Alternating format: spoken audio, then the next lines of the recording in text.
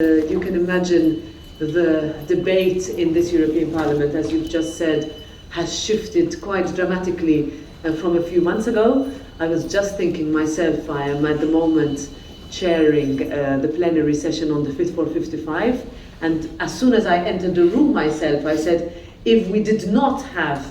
the war in Ukraine, who would be in this room and what would be thinking? Whereas now, when you are discussing climate package, you are discussing it also in the context of what the European Union is doing to address our energy dependence or independence from Russia. This is a topic that has, I think,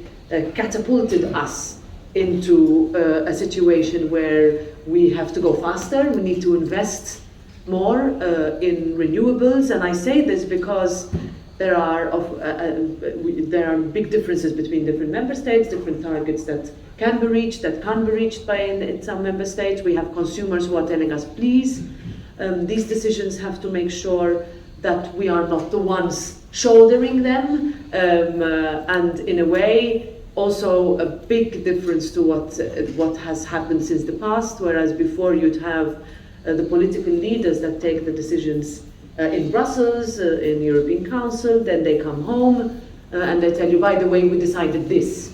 What I have realized is that now it's top-down, bottom-up. That it is our citizens who are, and you as journalists who are telling us, listen, what are you going to do in order to address this war on our continent? And on this, I have to very much thank you, thank your country for what you have done, for stepping up. The situation is still quite concerning in Moldova as well, and therefore the decisions that will take place over the next few weeks once we receive the avis from the European Commission on declaring Ukraine, Moldova and Georgia as candidate countries to the European Union. Now comes the next step. I had a meeting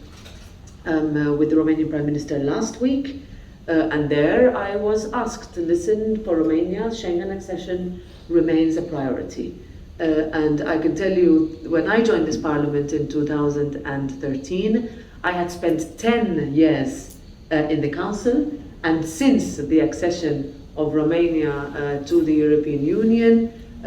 what was an insistence and a complete support at the time from my country, but now in my institutional role, is that please don't use political excuses when legally we have, and technically we have achieved all the milestones.